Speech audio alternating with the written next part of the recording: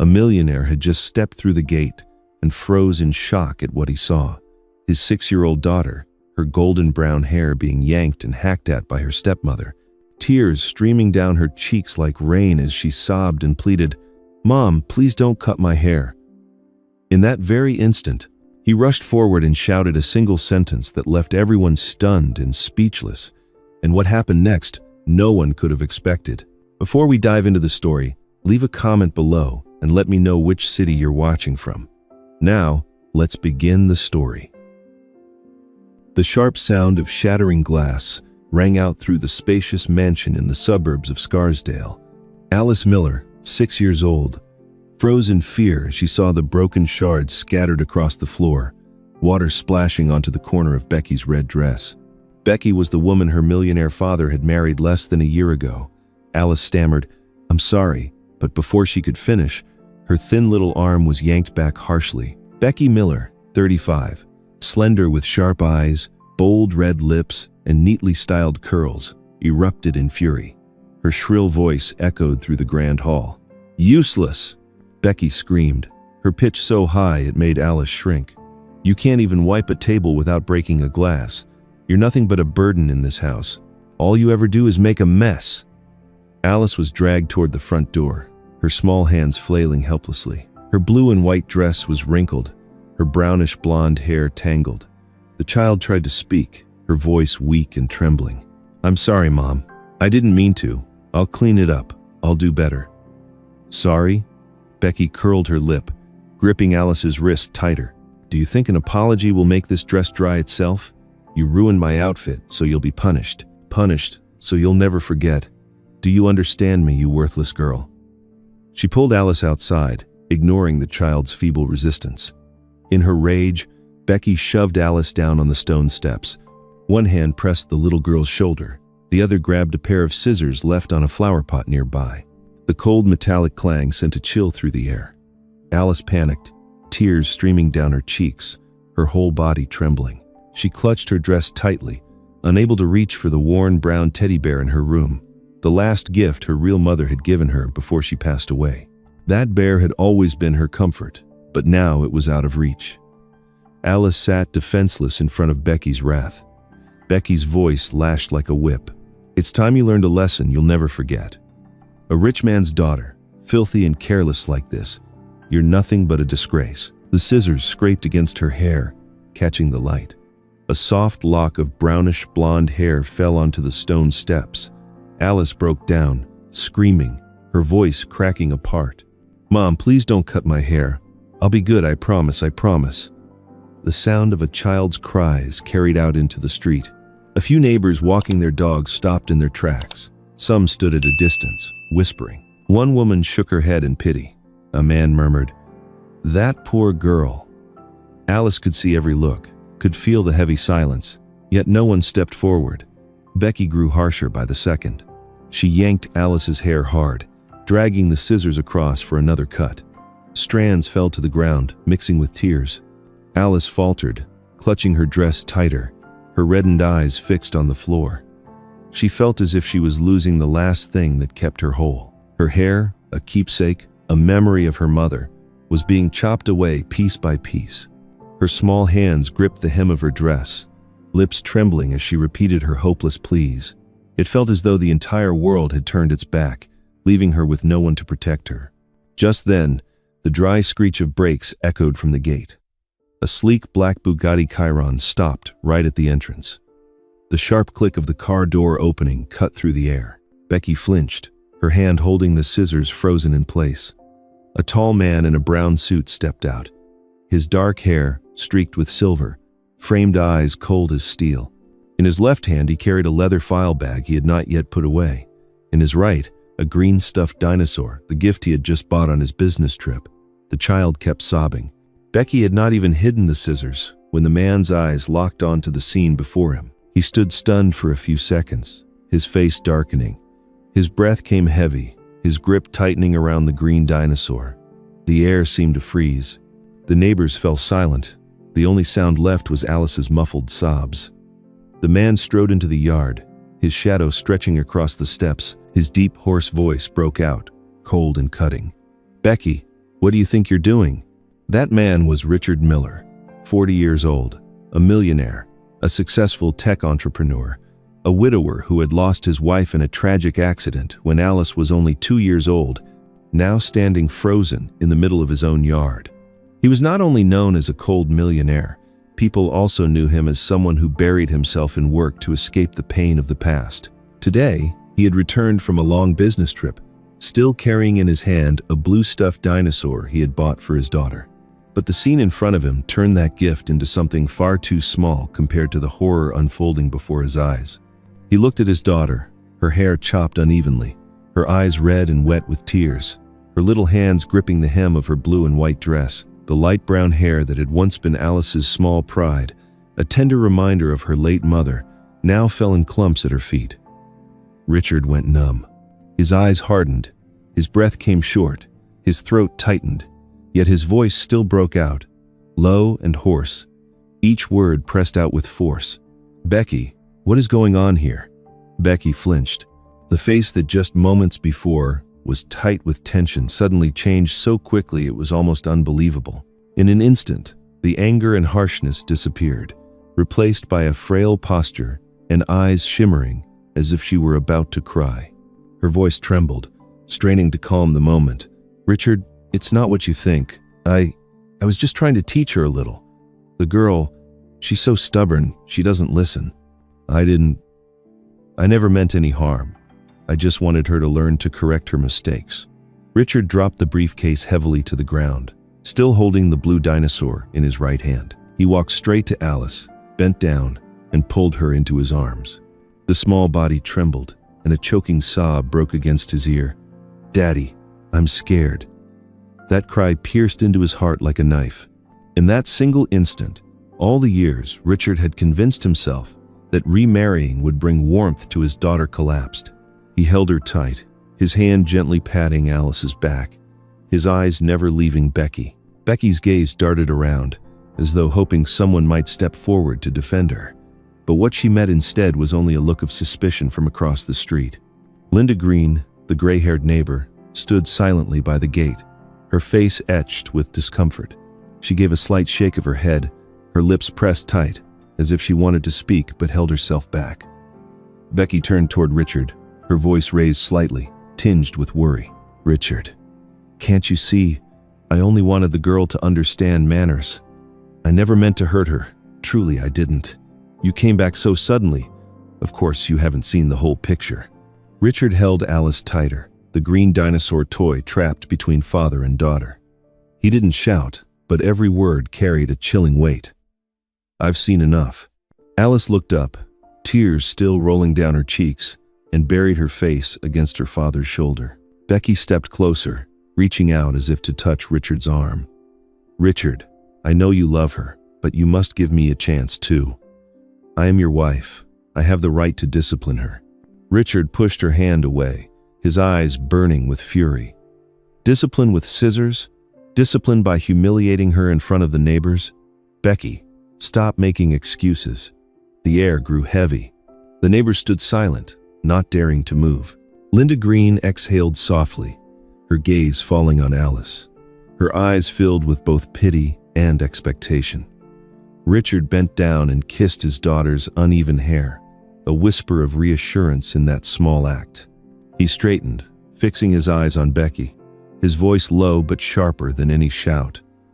"Tomorrow you will leave this house." The words landed like a hammer blow. Becky froze, her face turning pale, lips trembling without sound. Alice shifted nervously in her father's arms, but for the first time a faint spark of safety flickered in her eyes. Becky clenched the hand, still holding the scissors, her gaze flashing with defiance, as if the story was far from over. Becky froze for a few seconds after hearing Richard say, "Tomorrow you will leave this house." Her eyes widened in confusion, then suddenly filled with tears. Stumbling forward, Becky grabbed Richard's arm, her voice trembling but still trying to sound gentle. "Richard, I love you. I love Alice. I only wanted to teach her to grow up right. I was wrong. Please forgive me." Richard stood still, his face cold as stone. He brushed her hand away without the slightest hesitation. His eyes never left Alice, whose unevenly cut hair brushed against his shoulder. The little girl's eyes were red, still wet with tears, clinging to her father without moving an inch. In his arms, Alice clutched the green dinosaur toy, her breath coming in shaky bursts, as if afraid that even this small sense of safety could be taken from her at any moment. The air in the yard grew heavy, neighbors standing silently at a distance to watch. Just then, Linda Green, a middle-aged woman with graying hair, slender frame, but steady eyes, stepped through the gate.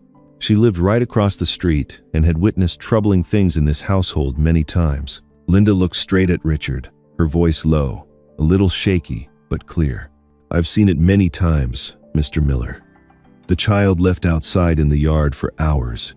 I wasn't going to interfere, but today, I cannot stay silent anymore."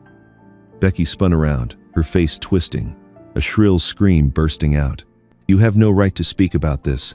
This is our family matter. Stay out of it." Linda did not retreat, her eyes still locked on Richard, ignoring Becky completely. In her gaze was compassion for Alice, and an unspoken message that Richard could no longer turn a blind eye. Richard remained silent. He didn't respond immediately, but a spark of doubt flickered in his eyes, a light he had never noticed before. Alice's tearful words, her terrified look, combined with Linda's testimony, began to piece together a picture he had long avoided facing. Seeing this, Becky quickly changed her tone. Tears streamed down her face, her hands shaking like those of a pitiful soul. "Richard, I've tried so hard. I was the one taking care of her alone whenever you were away for work. I get tired too. Do you think it's easy? I only wanted her to be obedient. That child is not simple at all." Richard frowned, his hand tightening on Alice's shoulder. The little girl lifted her eyes to him, her lips trembling, wanting to say something but lowering her head again, burying her face against his chest. That small body seemed to send out a desperate signal for help, one Richard could no longer ignore. Becky kept manipulating, her voice softening, almost dropping to her knees. "Alice's father, please don't send me away. We are husband and wife. I love this family. I love you, and I love Alice too. I only wanted what's best for her. I was wrong. I promise I'll change." Richard did not answer. He only held his daughter tighter, his eyes drifting into the distance, the echo of Linda's words still ringing in his mind. He suddenly realized all those moments when Alice lowered her head whenever he asked her questions. All those nights she tossed and turned, unable to sleep. None of it was because she was shy, as Becky had once explained, but because of fear. Linda took a small step back, her voice low yet clear, speaking only to Richard. "You need to listen to her, Richard. You are the only one she can rely on." Becky immediately cut in, her tone sharpening, her lips pressed tight. "Be quiet. You don't know anything. You just like destroying other people's families." Richard turned toward Becky, his eyes cold as steel. He didn't need to raise his voice, yet his words cut through the air. "That's enough, Becky. You have nothing left to explain." Becky froze, her lips trembling, then burst into loud sobs, crying as though she were the victim. A few neighbors shook their heads, some turned away and left, but Linda remained, her gaze steady on Richard and Alice. Richard carried Alice back inside the house. The little girl clutched her green dinosaur tightly, her eyes still glancing at Becky with lingering fear. In the living room, Richard set her down on a chair, gently wiped the tears from her face, and asked, his voice softer than ever, "Alice, is there something you want to tell me?" Alice bit her lip, lowering her eyes, staring at her small hands. She hesitated, then whispered so quietly Richard had to lean close to hear. "There's something I want to tell you, but I'm afraid my stepmother will hear." Richard froze, a sharp ache in his chest. He placed his hand on her shoulder and nodded. "I'm listening. Don't worry. No one will hurt you anymore. If you don't feel safe, you can tell me another time. There's no one who will force you." Alice lifted her eyes, tears glistening, her gaze a fragile mixture of hope and hesitation. Richard knew this was only the beginning of the truth. Outside, Becky stood on the doorstep, scissors still in her hand, her eyes burning with rage. The face that moments earlier had pretended to cry was gone, replaced by something darker that was beginning to surface. That night, when the house had already sunk into silence, Richard was still sitting at his desk. The yellow lamp cast its glow across his tense face, his eyes fixed on the computer screen, though nothing came into focus. In his mind, the same images played over and over. His daughter clutching the green dinosaur and sobbing uncontrollably, Becky's shrill screams, and the way Linda Green had looked at him, as if forcing him to wake up after years of numbing himself. He slowly leaned back in his chair and let out a long sigh. Every strange sign from Alice rushed back like an indictment he had never dared to read carefully.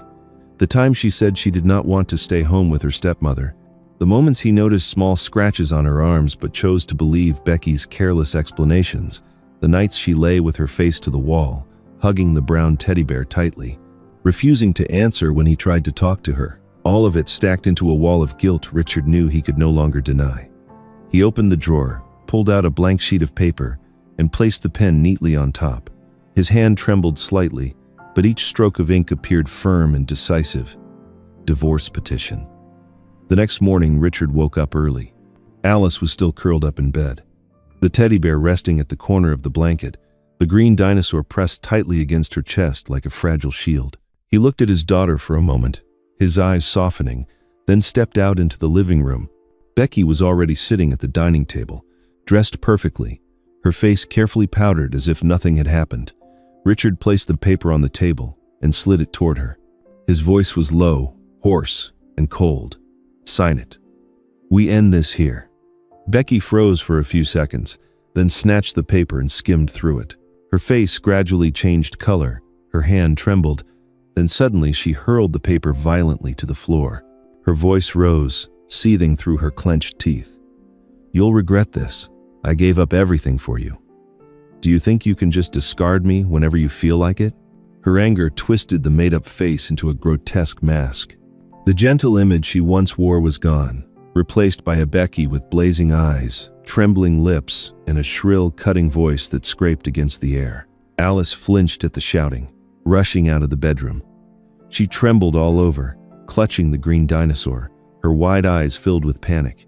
Her gaze drifted toward the corner of the bed, where the brown teddy still lay, as if she wanted to run back and hold onto it too, but her feet stayed glued to the floor. Richard stepped between his daughter and Becky, his voice sharp as a blade. "Enough. You're exposed now, Becky." Becky sneered, the twisted smile stretching across her face. "You think you're so smart, Richard? You think just because you run a big company and have money, you can throw me away like an old rag? I won't walk out of here empty-handed, don't you forget that." Richard did not answer. He quietly picked up the divorce papers from the floor and placed them neatly back on the table. His eyes no longer wavered. Alice hid behind him, her small hand clutching the hem of his suit jacket, each finger trembling. Richard walked toward the door, pulling his phone from his pocket to check. The screen lit up, a security alert clearly displayed, "Unauthorized access detected in the personal system." He frowned, his finger swiping quickly, opening the access log. A series of unusual traces appeared, their timestamps matching the exact days he had been away on business trips. His heart sank. In an instant, every suspicion connected itself. It was not only Alice who had been a victim, even his work, the only thing he believed he had under control, had been violated. On the phone screen, one name appeared clearly: Victor Hale. Victor Hale, 42 years old, the director of a rival tech company, a man who had competed with Richard more than once, using any means necessary. Just seeing that name was enough. Richard understood this was not a matter of a broken relationship. This was betrayal, a scheme laid out long before. He clenched the phone tightly in his hand, his eyes darkening. From the dining room, Becky still stood staring out, a half-smile flickering across her face, as if she knew exactly what he had just discovered. Richard clenched the phone in his hand, the name Victor Hale glowing on the screen like a dagger stabbing straight into his heart. He immediately sat down at his desk, opened the computer, and logged into his private security system. Layer by layer of data unfolded. Dozens of important files had been copied. The traces left behind were undeniable. Someone had accessed his account without authorization, downloaded documents, and sent them out from a device inside his own house. Richard's fingers trembled slightly as he scrolled through the strange string of emails. The recipient address was so familiar he could not mistake it: Victor Hale at. The subject line was blunt, the content brief, but more than enough to leave him frozen. The design data has been taken. All that's needed is confirmation of the payment. Richard closed his eyes, and Becky's image came flooding back. The times she would drop by his office, pretending to bring coffee, asking questions about the child safety project, even laughing as she said she wanted to understand more so she could share more with you. He had once naively believed it was the care of a wife. Now he saw it had all been nothing but a cover for betrayal. A faint sound made him turn around. Alice stood at the doorway, a green dinosaur clutched in her arms, her eyes hesitant. Richard gently called out, "Alice, come here to Daddy." The girl walked slowly forward, sat close beside him, her eyes fixed on the computer screen, though she didn't understand it all. Richard stroked his daughter's uneven hair, his voice softening. "Didn't you have something you wanted to tell Daddy the other day?" Alice hesitated, then whispered, as if afraid Becky might overhear. "Mom, Becky left me outside in the yard many times, even when it was cold. She said I wasn't allowed to bring my brown bear with me. She told me I didn't deserve to hold it. I had to stand alone, I was so scared." Richard's throat tightened. His hand froze on his daughter's shoulder. He turned fully toward her, pulling her into his arms, the green dinosaur caught between them. His voice dropped low, filled with heavy regret. I'm sorry for letting you go through that alone. From now on, no one will ever make you feel afraid again." Alice buried her face in his chest, her small shoulders trembling. Richard closed his eyes, the pain gathering into a storm inside his chest. He made a vow to himself. This time he would not back down. The phone on the desk suddenly rang. Richard startled and picked up.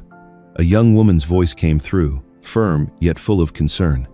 "Mr. Miller, this is Karen Monroe, Alice's homeroom teacher. I think you need to know something. Lately, Alice has been falling asleep in class several times. I also noticed small bruises on her arm. When I asked, she just gave a forced smile and stayed silent. I couldn't ignore it. That's why I'm calling you." Richard closed his eyes, his hand gripping the phone tightly. His voice turned hoarse. "Thank you, Miss Monroe. Thank you for telling me."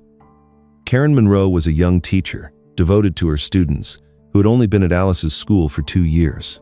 Richard had met her just a few times at parent meetings.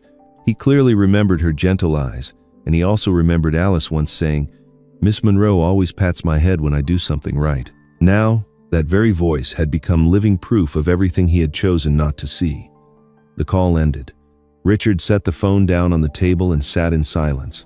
Alice looked at him, her eyes brimming with tears yet glowing with expectation. He nodded and softly said, "I believe you, Alice.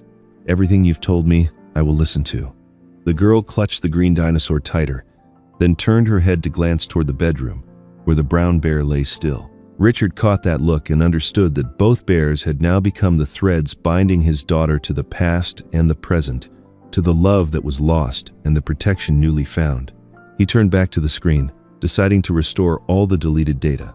Files gradually reappeared, among them another email, Becky's handwriting starkly evident.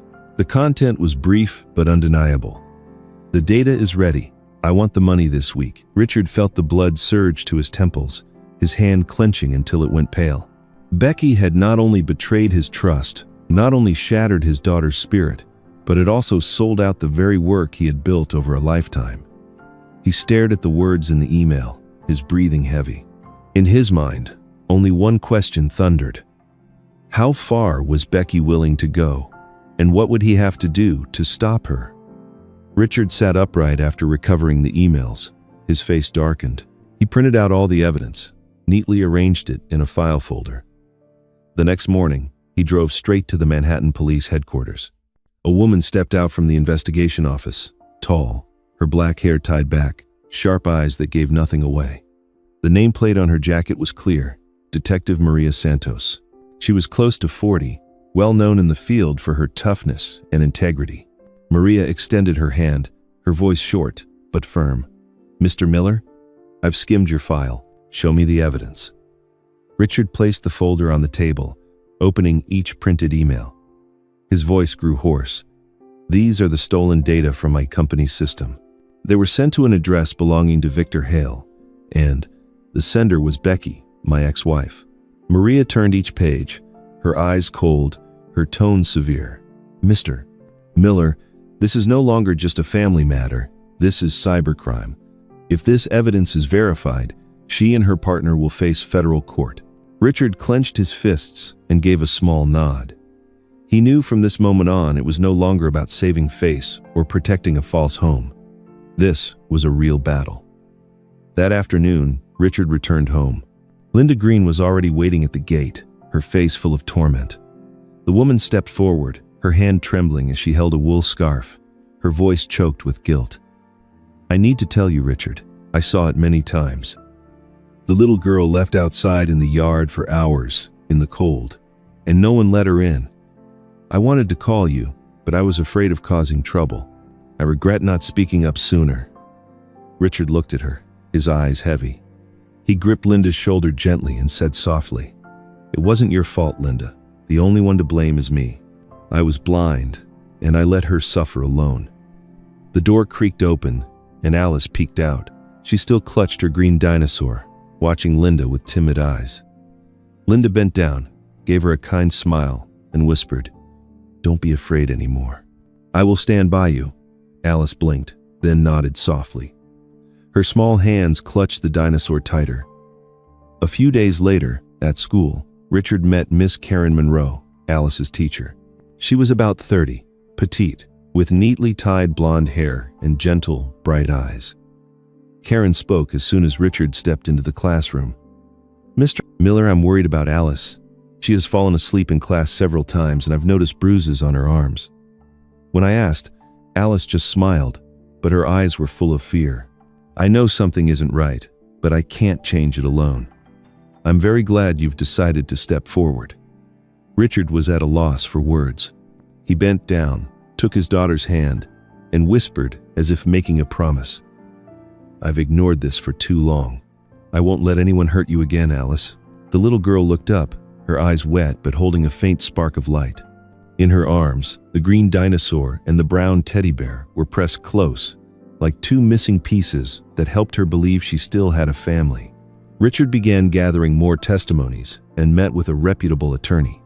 Attorney Michael Turner, a man in his early 50s, had years of experience in family and corporate disputes.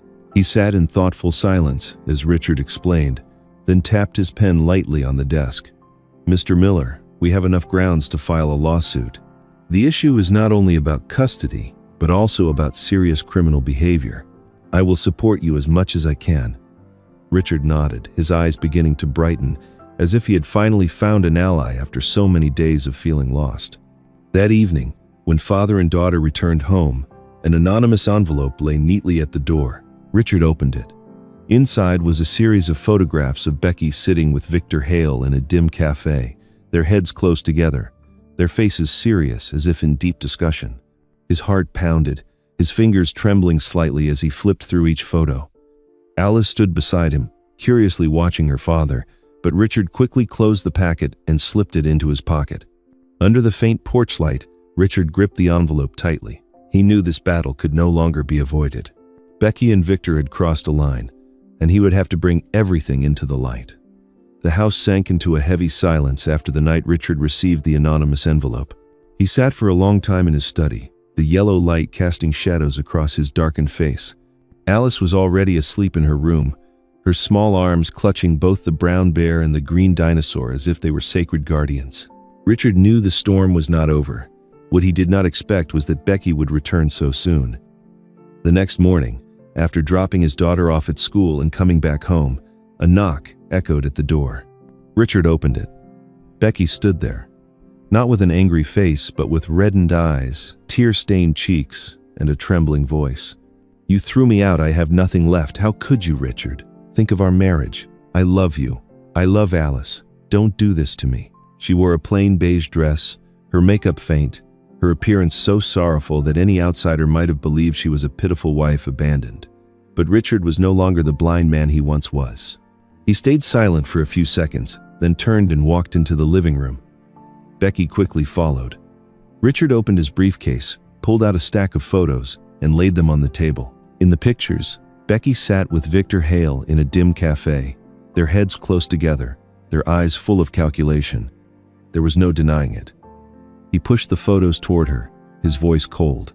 "You can explain this." Becky looked down, her face drained of color. For a moment, her eyes darkened, but only seconds later, she forced a strained laugh, her voice breaking. "You hired someone to follow me? Richard, do you distrust your own wife this much?" It was just a simple business meeting. Richard's expression did not change. His tone dropped lower, resolute. "Stop lying to me, Becky. I have everything. Even the emails you sent. Even the stolen data." This time, Becky could not laugh. She shot to her feet, her voice sharp and shrill. "You think you've won? You'll lose more than you can imagine. I gave up everything to be with you. You owe me your whole life." Richard slowly stood, fury flickering in his restrained gaze. "You only used me. You wouldn't even spare a child." From inside the house, a door creaked open. Alice trembled as she stepped out, clutching both the brown bear and the green dinosaur, pressing herself into the corner. Her wide eyes filled with fear as she listened to the shouting, but she dared not make a sound. The scene etched itself deeper into her young mind, another scar to carry in silence. Becky turned around, saw Alice, and immediately changed her tone, tears streaming again. "Alice, my daughter, tell your father, I only want what's best for you. I love you." Alice stepped back further, clutching her two teddy bears tightly, shaking her head hard. Richard stepped forward, shielding his daughter. His voice came out like a low growl, not loud but strong enough to stop Becky at once. "Don't you call her your daughter? You lost that right already." The atmosphere fell into a suffocating silence. Becky froze for a few seconds, her eyes blazing with fury. Then she lowered her voice, hissing through clenched teeth. "You will regret this, Richard. You have no idea who you're up against." Richard didn't answer. He only pulled Alice closer into his arms and turned away. Becky stood in the living room, breathing heavily, then stormed out, the sharp sound of her heels striking the tiles like knives cutting into the air. Alice looked up at her father, her lips trembling. "Daddy, I'm scared. She'll come back." Richard bent down, his hand stroking her hair. His voice was softer now, yet firm. "No one will ever hurt you again. I'm here." Just then, the phone rang, shattering the silence. Richard picked it up, his face tense. A voice from the courthouse operator came through. "Mr. Richard Miller, your lawsuit has been received. The first hearing will be scheduled soon. Please be prepared." Richard gripped the phone tightly, his eyes fixed on the window where the pale afternoon light streamed in. He knew the real battle began here. The beep of the ended call echoed, and the room sank back into stillness. Richard turned, seeing Alice still clutching her teddy bears, her eyes watching him with worry. He let out a sigh, but in his gaze burned an unshakable resolve. The call from the court still echoed in his ears, as Richard held Alice closer while the two of them walked through the security gate. Inside, the solemn atmosphere made Alice's breathing grow shorter. She clutched her green dinosaur tightly, the brown teddy bear tucked safely inside her fabric bag. Richard scanned the room for familiar faces, and he saw Linda Green sitting in the back row, her hands clasped as if in prayer. Miss Karen Monroe stood nearby and gave him a small nod. Detective Maria Santos met Richard's eyes with a steady, unwavering look. On the opposite side, Becky adjusted her hair, her makeup carefully applied, her eyes cold as glass. The clerk called the case. Everyone rose. The judge entered, dressed in a black robe, her silver hair neatly arranged, and took her seat. Her voice was clear and calm. "I am Judge Patricia Coleman. Let us begin." Attorney Michael Turner stepped forward to present the summary. He laid down a folder of numbered documents, photographs, and printed emails on the table. Richard placed his hand on Alice's shoulder, a silent reminder that he was there. Becky suddenly cut in, trying to push her words through with a strained voice. "She is lying, Your Honor. She hated me from the beginning. I am the victim. I am being framed." Judge Coleman lifted her eyes, her tone firm. "You will have your chance to speak, but you will not interrupt. Sit down." Becky bit her lip and reluctantly sat. Maria Santos was called to the stand first. She opened the evidence file and presented each detail: the timeline of system access, the chain of emails sent to Victor Hale's address, and the seizure reports from devices inside Richard's home. Her voice was direct, free of emotion. The data was copied on days when Mr. Miller was out of the house. The IP address matches. Photographs confirm that Mrs. Becky Miller met with Victor Hale multiple times. We have forwarded the cybercrime charges to the district attorney's office.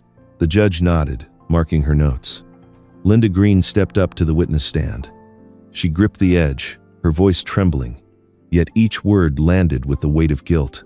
I saw little Alice forced to stand outside in the cold as punishment. There were days she cried until her voice was gone. I regret not speaking up sooner. I am sorry to that child, and I am asking this court to protect her. Miss Monroe followed. She looked at Alice before turning to the microphone. Alice has fallen asleep in class many times. I noticed small bruises on her arm. When I asked about them, she stayed silent and stared at the floor for a long time. She is a good student, but she is afraid, always trying to please the adults around her. I fear for her safety and her sense of self-worth. The judge listened, then gestured toward Richard. He stood and led Alice forward. The child's hand was icy cold, yet the green dinosaur in her grasp still warmed her small palm. The judge's tone softened. "If you wish, child, you may speak just a little." Alice looked up at Richard, and he nodded.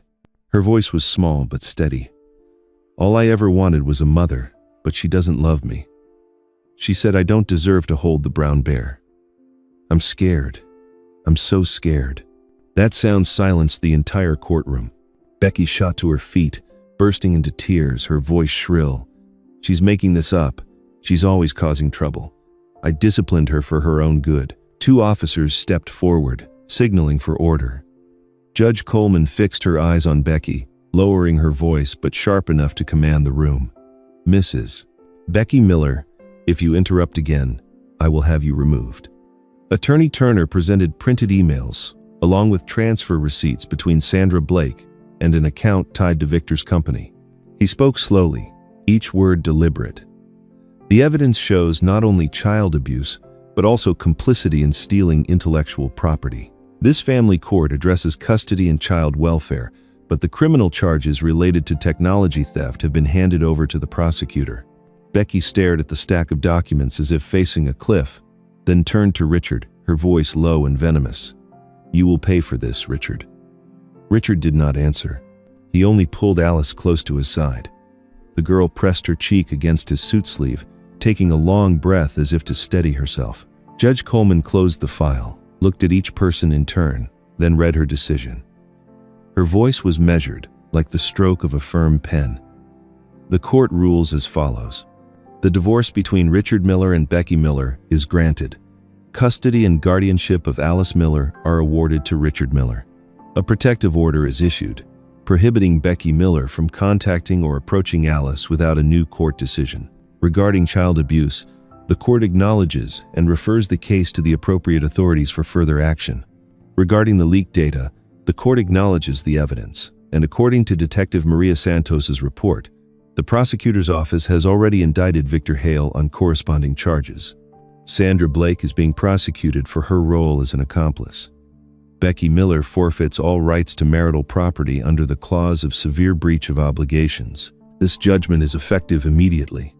A wave of whispers rippled, then died down. Becky thrashed, stepping forward, but was blocked by officers. She broke into sobs, then clenched her teeth, her eyes flaring with spiteful needles. The judge tapped her gavel lightly, restoring silence. Linda wiped her tears. Miss Monroe exhaled in relief.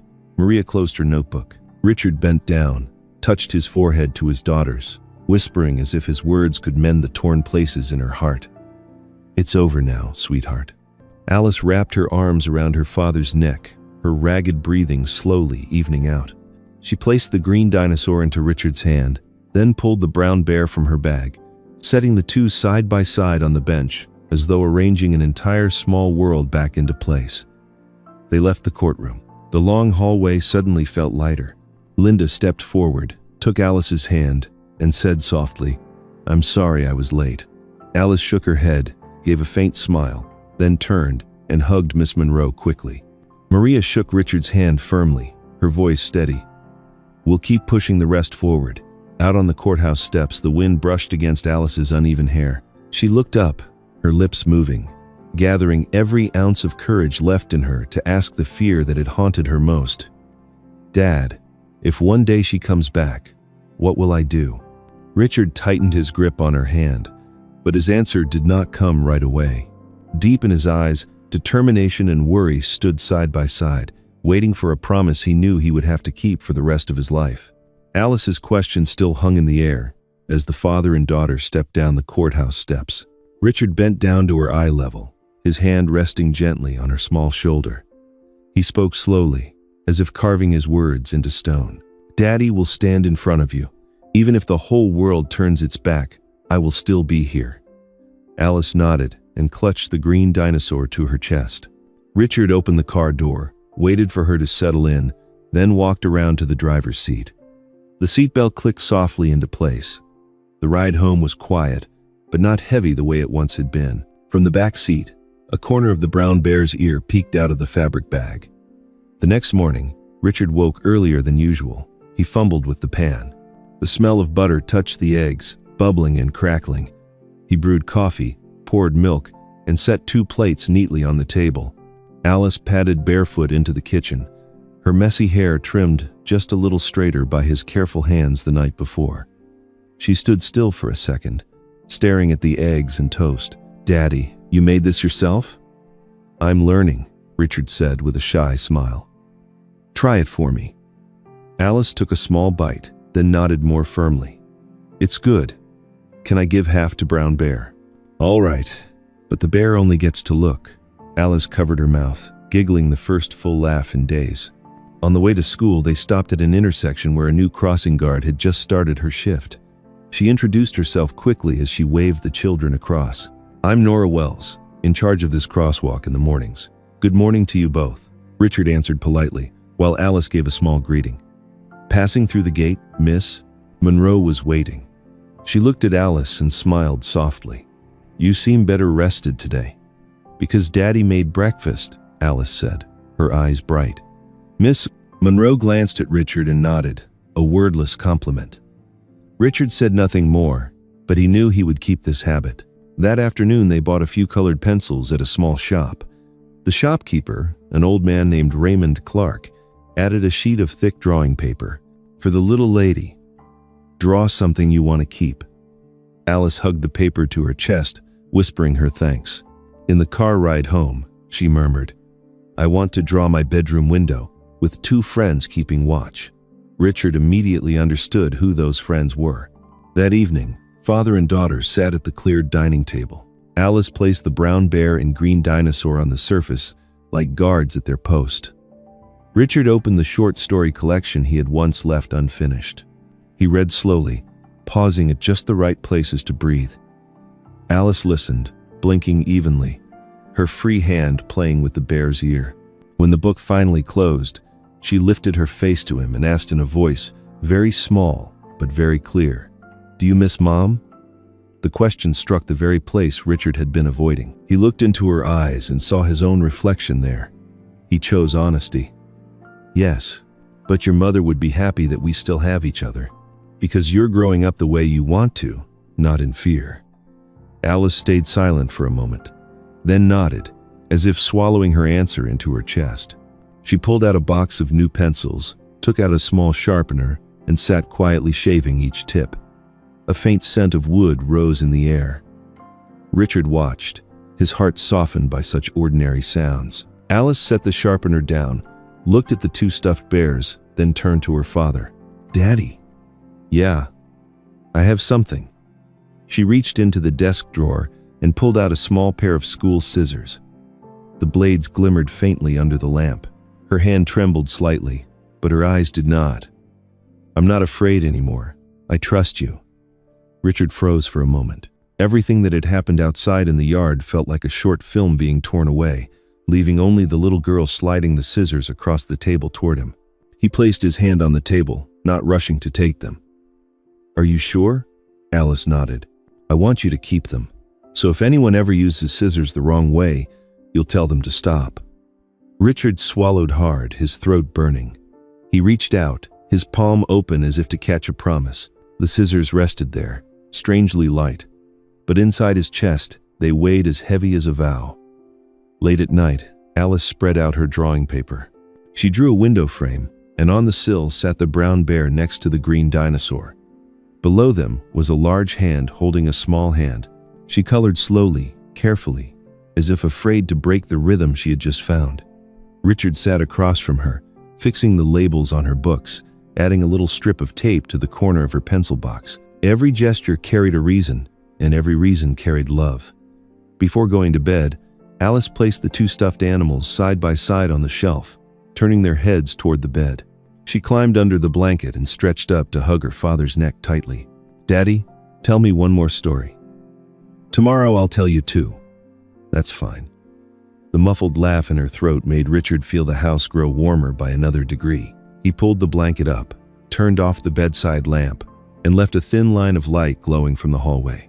When the door closed most of the way, Richard finally opened his hand and looked again at the scissors. The fading tremor of his knuckles was still imprinted there. His heart pounded in his chest, and his eyes grew wet, for no reason other than the fact that his daughter had trusted him one step further. He placed the scissors in the drawer beside her bed, right next to the small hair clip Alice loved so much, as if placing a promise where it would be easiest to see. Richard's hand slid the drawer shut. He stood still by the edge of the bed, listening to Alice's steady breathing, then looked up at the shelf where the brown bear and green dinosaur sat, keeping watch. In the dim golden light, the scissors lay quietly like a new oath, and his eyes glistened, refusing to dry completely. Alice shifted in her sleep, eyes half open, her small hand reaching out. Richard bent down and pulled the blanket up to her chest. When she touched the sleeve of his shirt, she clutched it, her broken whisper spilling out as though she had just escaped an old dream. "Dad, you're here, right?" "I'm here," he answered, sitting down by the bed and wrapping his arm around her thin shoulders. She immediately nestled against him, her whole body relaxing as if she had just dropped a sack of stones from her chest. Richard held Alice tightly. "No one can ever make you cry again, I swear." The next morning, he rose early once more. This time he was no longer clumsy like on the first day. The eggs came out just right, the bread toasted golden on the edges. Alice pulled out a chair and placed two stuffed animals on the table. The brown bear sat closest to her. The green dinosaur tilted its head as if guarding the door. She ate slowly, her eyes glancing up at her father from time to time. "Do you have an appointment with anyone this morning, Dad?" "Yes. Miss Monroe recommended a child psychologist. I want you to try meeting her once. If you don't like it, we'll stop." Alice stayed silent for a moment, then nodded. "I'll go, if you wait outside the door." The counseling office was in a building near the school. The one who opened the door was Dr. Hannah Reyes, in her mid-30s, with a warm voice and patient eyes. She gave a brief introduction, then asked if she could speak with Alice alone for 15 minutes, while Richard waited in the lobby. "You can keep the green dinosaur," she told Alice, "and if you want, you can place it wherever you like." Alice looked toward the frosted glass where her father's shadow faintly appeared, then set the dinosaur on the chair next to her, as if to stand guard. The conversation moved slowly, mostly short questions. When she came out, Alice didn't say much. She simply walked straight over and wrapped her arms around her father's waist. "Doctor." Reyes handed Richard a small sheet of paper. "Tonight's assignment," she said. "Write a sentence that makes her feel safe. Keep it short. And place it beside her two stuffed friends." That afternoon, Richard pasted the blank sheet onto a piece of cardboard and handed the pen to his daughter. Alice thought for a long while, then wrote each word carefully, pausing between the periods. She placed the cardboard on the shelf, right behind the brown bear and the green dinosaur. "Read it," Richard said softly. Alice shook her head, pulled out a chair, and motioned for him to sit next to her. She waited until he had settled before opening her mouth, her voice small but firm. "I have both Mom and Dad. Mom left me the brown bear. Dad gave me the green one. I will keep them both." Richard looked at her, smiling gently, breathing in deeply, as if to swallow all the light in the room. "From now on, we will write a new story together." The dinner was simple, but they spoke more than usual. Alice talked about painting a picture on the theme of the safe door at school, saying that Miss Monroe praised her for knowing how to place colors in the right spots. Richard told about a business trip when he got lost at night, and had to ask a security guard for directions, and both laughed when he described how he had mispronounced the street name. There was no cold metallic sound, no slamming doors, only the soft clink of fork and knife and occasional bursts of laughter. Before bedtime, Richard asked, "Where do you want your two friends to sit tonight?" "On the desk, facing the door." "Why?" "So, if anyone does something wrong with scissors, they will see it first." Richard paused for a second, then nodded. He understood it was not just a child's arrangement, but a ritual of self-protection. He placed the two stuffed animals on the desk. The brown bear leaned slightly against the green dinosaur, as if resting on its shoulder. Beside them lay the cardboard with Alice's written words. The scissors Richard had locked away in the drawer remained untouched, like a sealed promise. Alice yawned softly. She climbed into bed, pulled the blanket up to her chin, and turned her head toward the desk. "Dad," she called, her voice lowering. "Yes? I think Mom would like me to keep the brown bear. She didn't like it when I cried." Richard pulled a chair close to the bed, resting one elbow on the side and placing his other hand gently on the blanket. "I don't like it either, and I'll make sure that doesn't happen anymore." Outside the window, the late afternoon light slowly slipped into the room. It painted a soft golden streak across the wall, past the edge of the shelf, and settled on two velvet ears and the corner of the white paper. Alice closed her eyes. Her breathing grew steady. Richard sat still, watching his daughter's chest rise and fall, like the last guard at a gate newly rebuilt.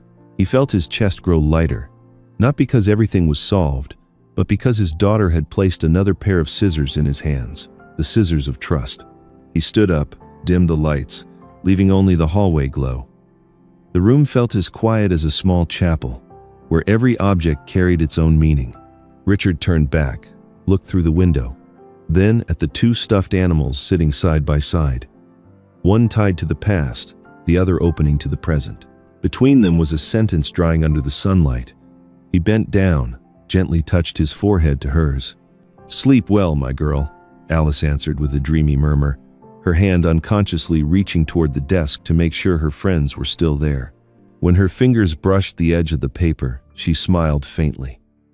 Closing in, only the window frame cast the last rays of dusk. Father and daughter sat together, breathing in rhythm, hearts gradually lighter, and in that silence, a question rose like the final period of the day. Could it be that sometimes a child is the one who teaches adults how to begin again? When the scissors were closed by law and conscience, we saw that what seemed the most fragile a child's plea was stronger than all the noise. The story did not end with revenge, but with justice. The wicked were punished, the good were rewarded. The court protected the little girl.